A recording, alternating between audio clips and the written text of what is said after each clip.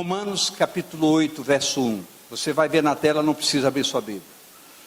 Portanto, agora nenhuma condenação há para os que estão em Cristo Jesus, que não andam, repita comigo agora, que não andam segundo a carne, mas segundo o Espírito.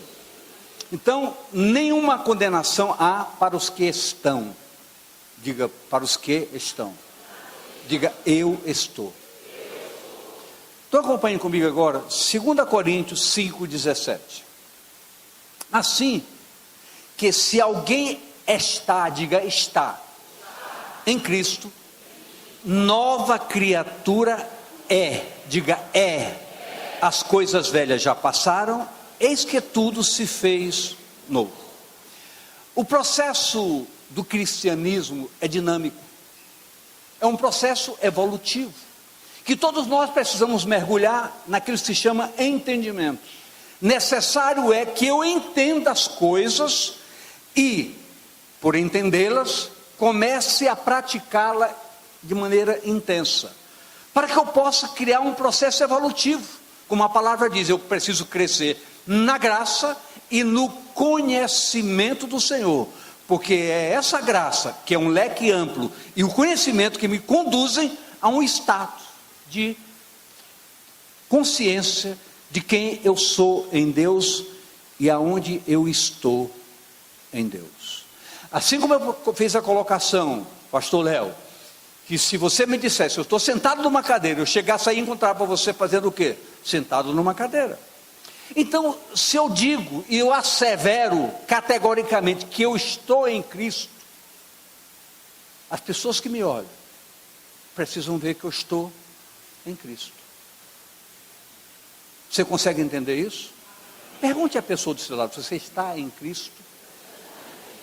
Pergunte novamente, quem olha para você vê que você está sentado em Cristo, assentado em Cristo? Então são essas conotações especiais que nós precisamos, não é ter preocupação, mas ter um zelo muito sério de saber quem somos, aonde estamos e como nos veem. Como nos veem. Não é uma palavra, é um fundamento. Então eu preciso entender que, como eu estou em Cristo, nenhuma condenação há para a minha vida. Quando o povo de Israel saiu da escravidão do Egito, o Senhor disse, eu vou estar com vocês, durante o dia eu serei uma nuvem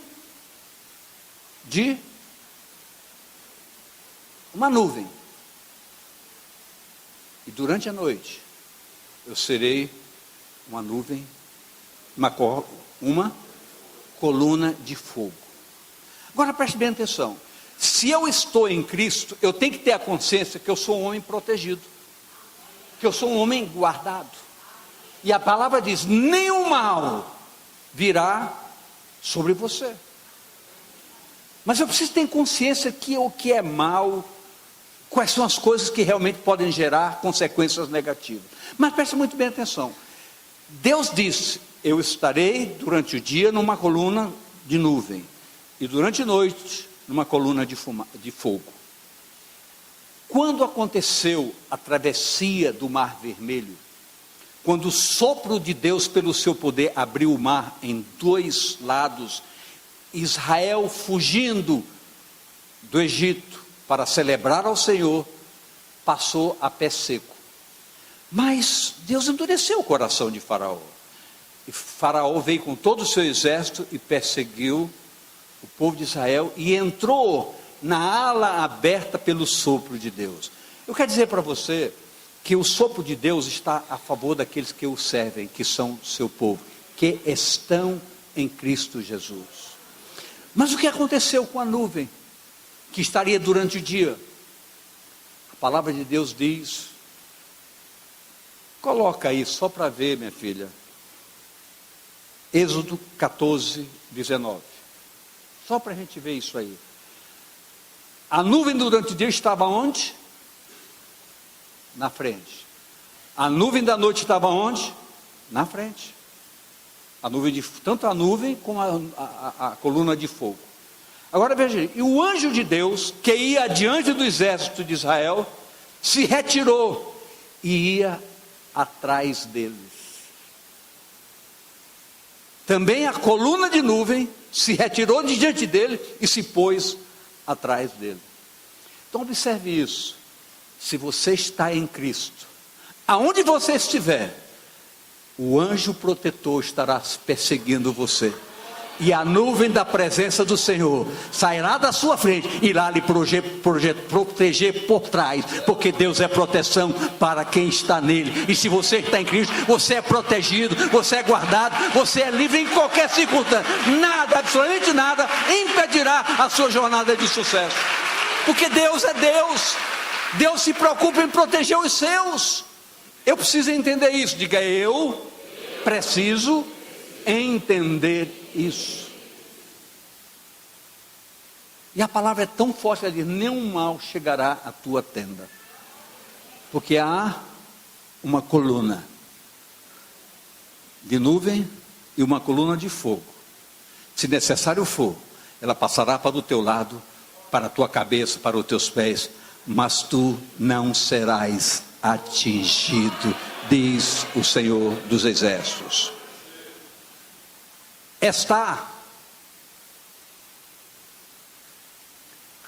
É ter posição definida.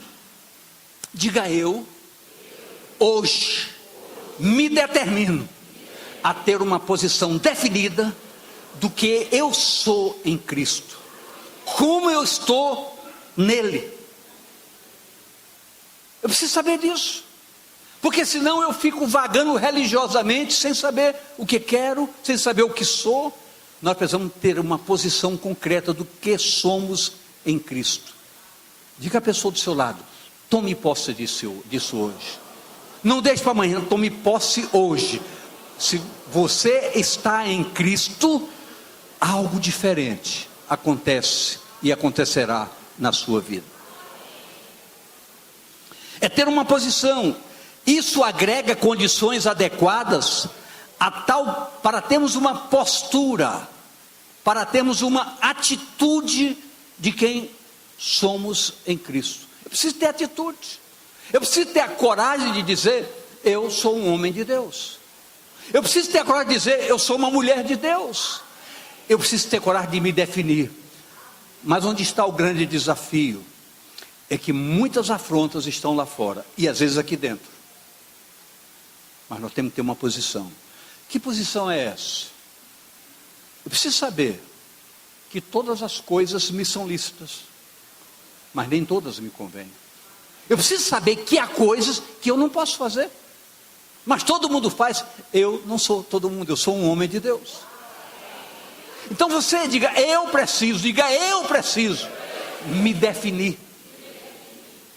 Eu preciso saber onde eu estou, quem eu sou, por quê, para quê. Para quê? É ser identificado como tal. Você precisa olhar. Eu não posso usar a terminologia fictícia ou ilusória de que só porque eu estou aqui eu sou diferente. Não, você tem que ver que eu sou diferente. Você tem que ver minha vida, meu testemunho de vida. Não o que eu digo, mas o que eu sou. Essa é a nossa postura. Diga: essa é a minha postura. Nós temos que ser isso. Nós temos que ser isso.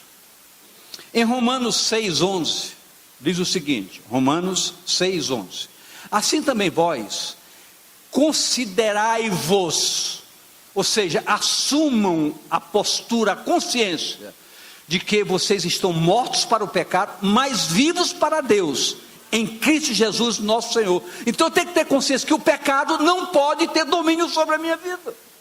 Ah, pastor, o senhor sabe, a gente é fraco. Eu sou fraco, mas eu tenho um Deus que é forte. Então é a força desse Deus que me pode asseverar que eu posso ser mais que vencedor. E a palavra diz: em Cristo Jesus nós somos mais do que vencedor, muito mais do que vencedor. Eu posso ouvir um amém, um aleluia, um grito, um brado de vitória, um aleluia ao Senhor.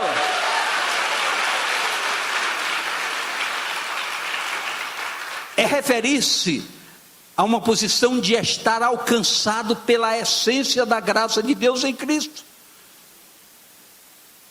O que significa isso? Diga salvo. Porque quem está em Cristo está salvo. Quem está em Cristo está salvo. Ah, pastor, mas isso é uma asseveração muito perigosa. Perigosa não, se eu estou nele, eu estou salvo.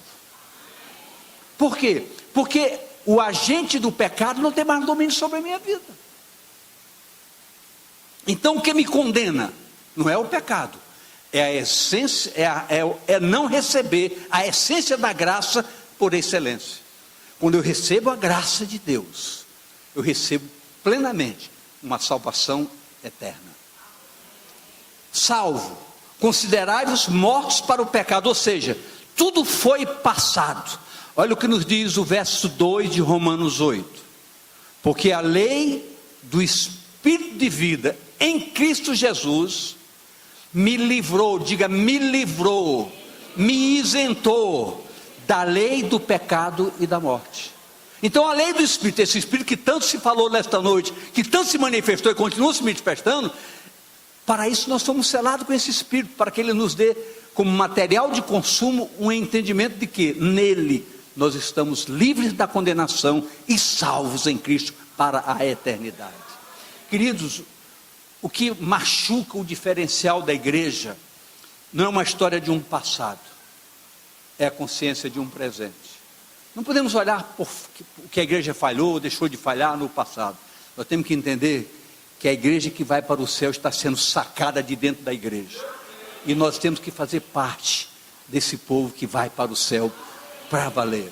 Olhe para a pessoa do seu lado e toque nela, diga, você vai para o céu. Mas tocar, tem que tocar para sacudir, para ela sentir, você vai para o céu.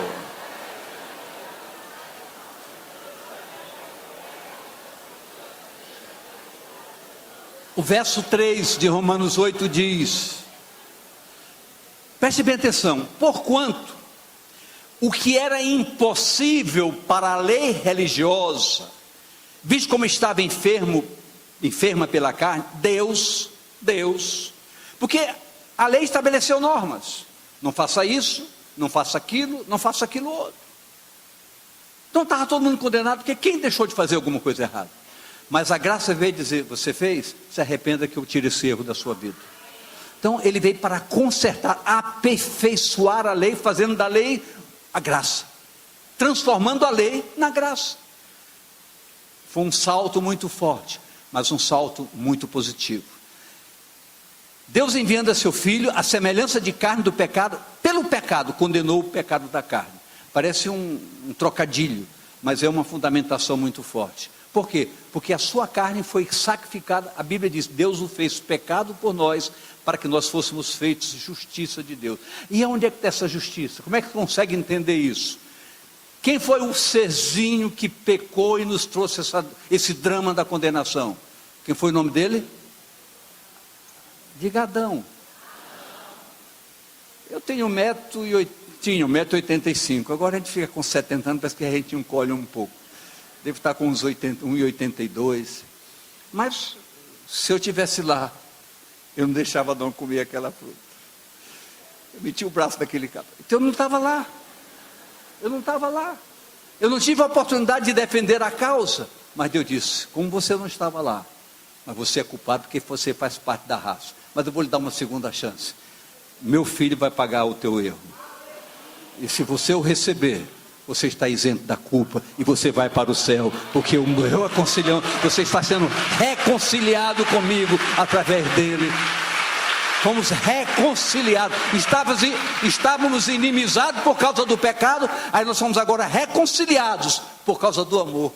O amor de Deus que transbordou através da pessoa do Senhor Jesus.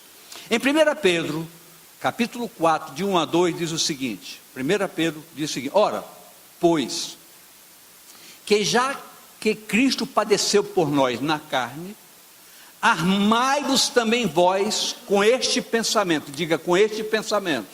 Diga, o meu pensamento precisa ser adequado à verdade revelada da palavra. que aquele que padeceu na carne já cessou do pecado, quer dizer, o sacrifício já redundou numa resposta. Meus pecados foram castigados em Jesus, foram cravados na cruz, eu estou isento dele. E diz o texto seguinte: para quê?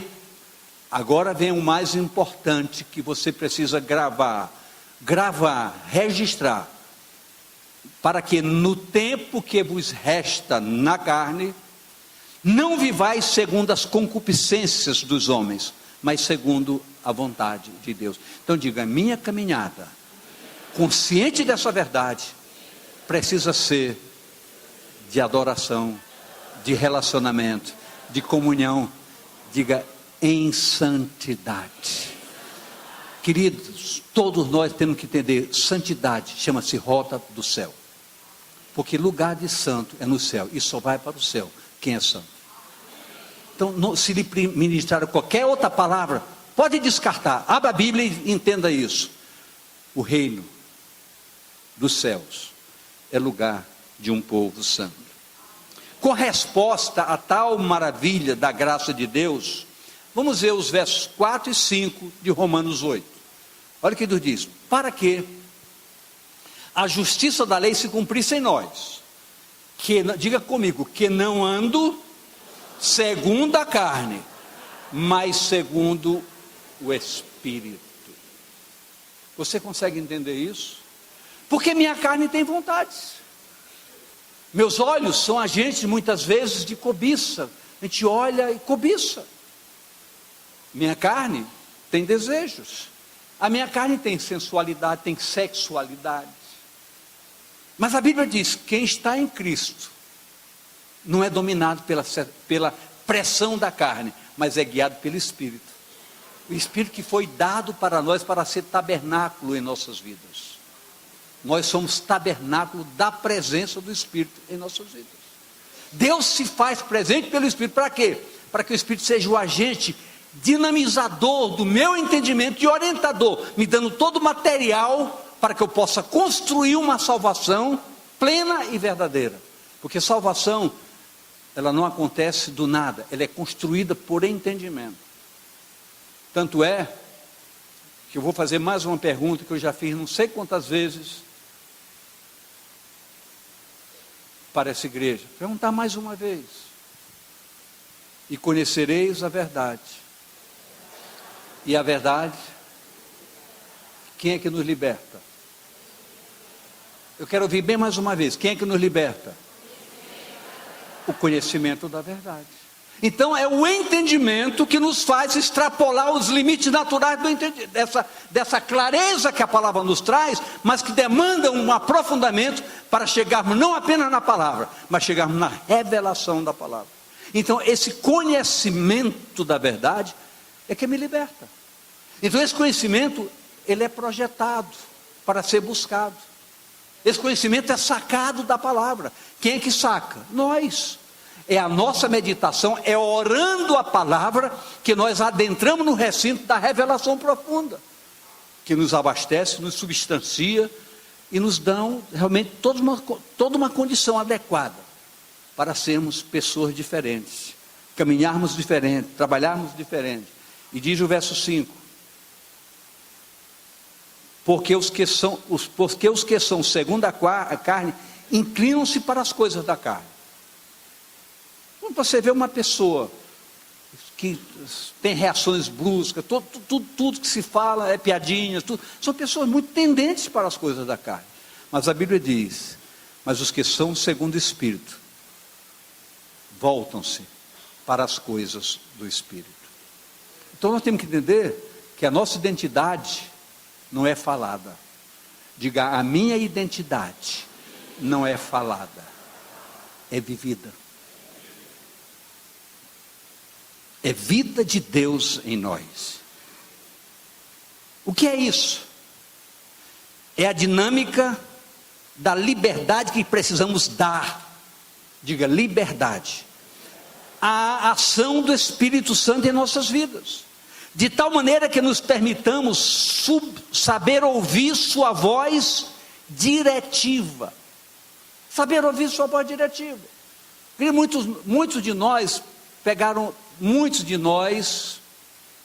pegamos os vícios católicos. Passa por um lugar só e se beija. Queridos, Deus quer nos tratar de maneira diferente. Deus quer falar para eu ouvir. Deus quer que eu fale para que Ele ouça. Sabe o que significa isso? Orar. Orar não é pedir, é adorar. Quando se adora em oração, tudo é respondido, tudo vem e tudo é suprido.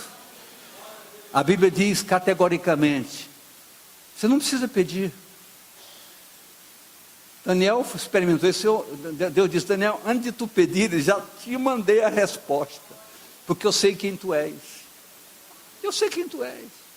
E a palavra diz que a nossa consciência precisa ser tão forte, que quando buscamos o reino de Deus e a sua justiça, todas as coisas nos serão acrescentadas. Que todas as coisas corretas, as coisas lícitas, nos serão acrescentadas. Então nós temos essa dinâmica de entendimento, para que através dessa dinâmica nós possamos crescer, nós possamos evoluir, nós possamos alcançar dimensões extraordinárias do que Deus quer para as nossas vidas.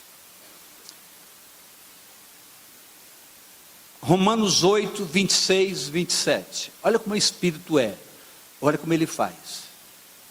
E da mesma maneira também o Espírito ajuda as nossas fraquezas, porque não sabemos o que havemos de pedir como convém, mas o mesmo Espírito intercede por nós com gemidos inexprimíveis. Queridos, no momento de crise, nós só sabemos lamentar, nós não sabemos pedir como devemos, porque a crise afeta o nosso emocional. Mas a palavra diz: nessa hora, você é homem de Deus, não se preocupe, o Espírito coloca lá palavras, as quais chegarão ao ouvido do Senhor, da forma que o Senhor precisa ouvir. É o Espírito que age, e Ele é imprescindível em nossas vidas. Agora, a liberdade do Espírito advém de quê? Da santidade, porque o Espírito está no lugar onde lhe convém. O que convém aos santos? O direcionamento do Espírito. Então, essa palavra, ela busca nos fortalecer cada vez mais. Olha o verso 27. E aqueles que examinam os corações, sabe qual é a intenção do Espírito. E é Ele que, segundo Deus, intercede por quem? Pelos santos. Está preparado para uma pergunta? Eu quero saber se você está preparado para uma pergunta. Quem aqui é santo? Baixa o braço. Quem não levantou o braço, levante agora. Então você não é, né? Entenda bem, queridos. Muitos não levantaram o braço e não tiveram coragem de levantar a segunda vez. Mas eu quero dizer, sabe por que você não levantou? Porque você não tem certeza. Mas nós precisamos ter certeza que quando somos salvos, lavados, purificados pelo sangue de Jesus, uma conotação de qualificação se estabelece em nossas vidas. Santidade ao Senhor. Então muitas vezes nós não temos coragem, nós não temos peito para levantar. Eu sou santo. Diante de uma sociedade tão confusa, se vocês vão jogar pedra, olha o maluco ali dizendo que é santo. É o maluco que está caminhando para o céu. E você está ficando. Eu posso ouvir amém? Amém. Quem é santo aqui? Amém. Olha como mudou. Você precisa ter coragem de dizer quem você é. Se você está em Cristo, você é um santo homem, uma santa mulher. Se você está, você é. Isso só é perceptível em vidas que buscam intimidade com Deus. Isso só é perceptível, só é agregado ao entendimento de quem tem intimidade com Deus, de quem ouve a voz de Deus, de quem é guiado pelo Espírito, ouve a voz de Deus. Eu não vou fazer perguntas sobre isso, porque seria muito subjetiva. Então não é permitido, pelo menos no momento. Olha o que nos diz 1 Coríntios 2,13. 1 Coríntios 2,13. As quais também falamos, não com palavras de sabedoria humana, mas com que o Espírito Santo ensina, comparando coisas espirituais com as espirituais. E a Bíblia é muito clara, o mundo lá fora não entende as coisas espirituais, por isso vamos chamar de malucos, de loucos. Está remando para onde, rapaz?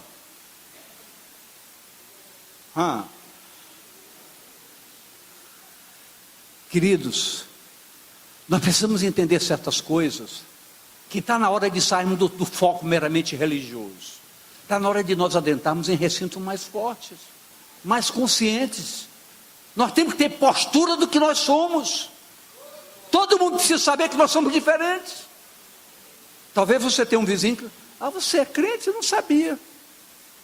As pessoas precisam saber quem você é. As pessoas precisam saber quem você é. Diga a pessoa do seu lado, olhando nos olhos. As pessoas precisam saber quem você é.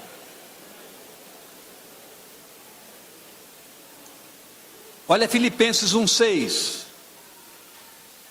Tendo por certo isso mesmo, que aquele que em vós começou a boa obra, a aperfeiçoará até o dia de Jesus Cristo. Então, como eu falei no começo, a obra é evolutiva, é um processo crescente de conhecimento da verdade, que a verdade vai trabalhando em nossas vidas, aperfeiçoando o nosso entendimento e nos aprimorando no relacionamento com a graça de Deus, com esse relacionamento que tanto se fala aqui, tempo com Deus, família, discipulado. Por quê? Porque é tempo de termos tempo com Deus.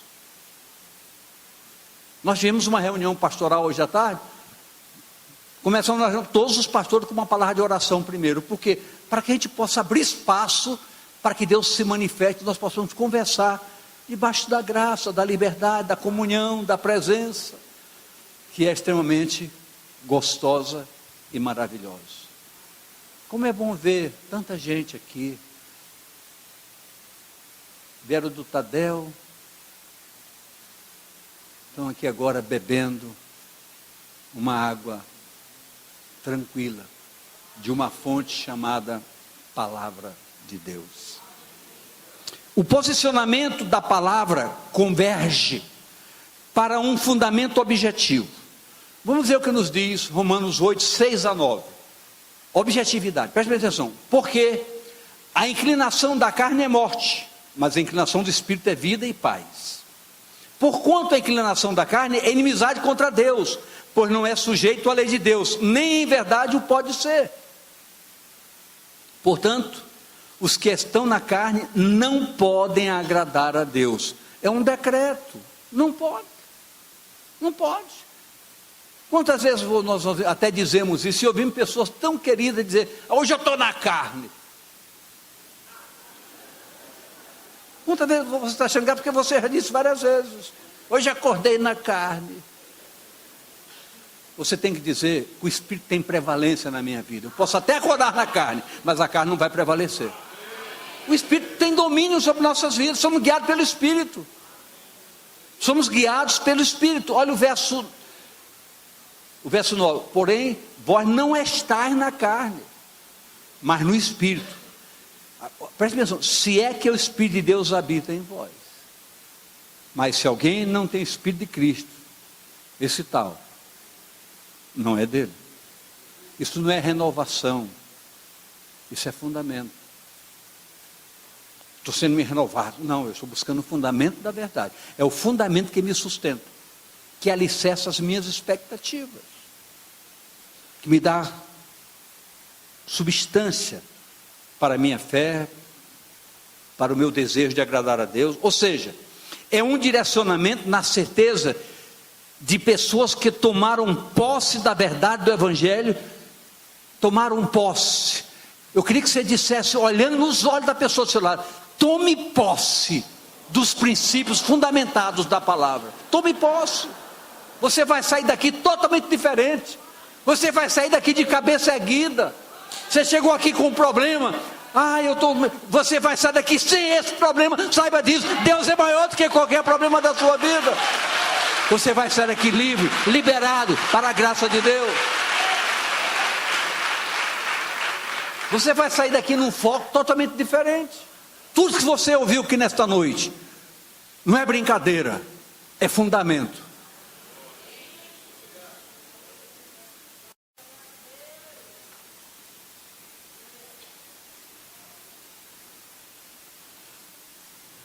Gálatas 6:8.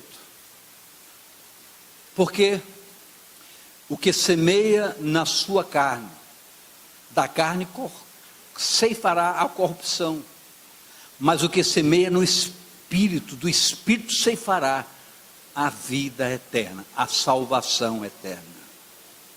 É fundamento, é o fundamento da nossa segurança e da nossa fé, e essa fé nos conduz a termos posicionamento em Cristo Jesus, porque se estamos nele, ele está localizado em nós, vivendo cada um no direcionamento efetivo do Espírito Santo de Deus.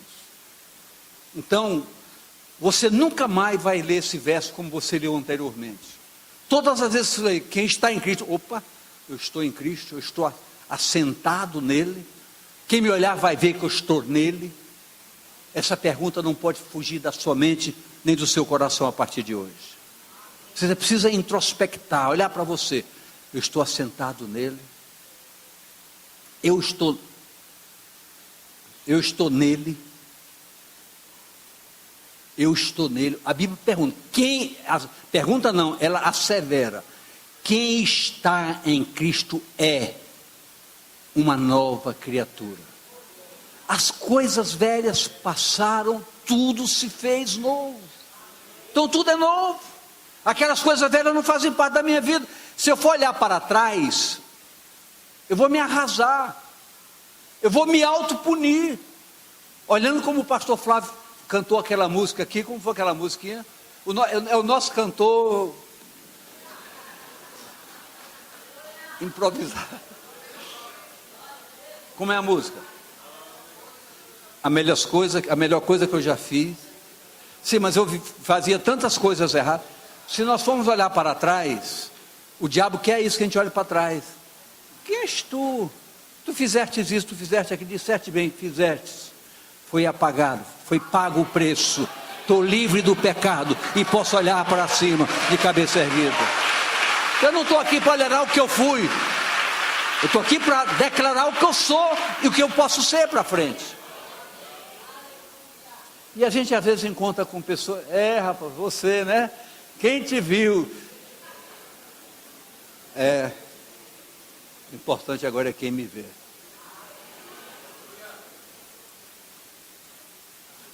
Essa promessa é tremenda. E assegura para todos nós o que está. Eu vou ter que parar aqui. Nos versos 10 e 11. Por causa do horário. E se Cristo está em vós, diga, se Cristo está em mim, o corpo na verdade está morto por causa do pecado, mas o Espírito, letra minúscula, vive por causa da justiça. E o verso 11 diz, e se o Espírito daquele que dos mortos ressuscitou Jesus habita em vós, nunca mais esqueça desse verso, o Espírito que arrancou Jesus da morte, se ele está em vocês, se ele está em nós, aquele que dos mortos ressuscitou Jesus, também vivificará os vossos corpos, o vosso corpo mortal, pelo seu Espírito que em vós habita. Então, aquele homem velho que estava morto nos delitos e pecados, foi arrancado da sepultura da morte, para a vida. O mesmo Espírito que ressuscitou Jesus, ressuscita cada um de nós, e faz de cada um de nós, homens e mulheres salvos, arrebatados, para a glória de Deus, para a eternidade com o Pai, para a salvação eterna.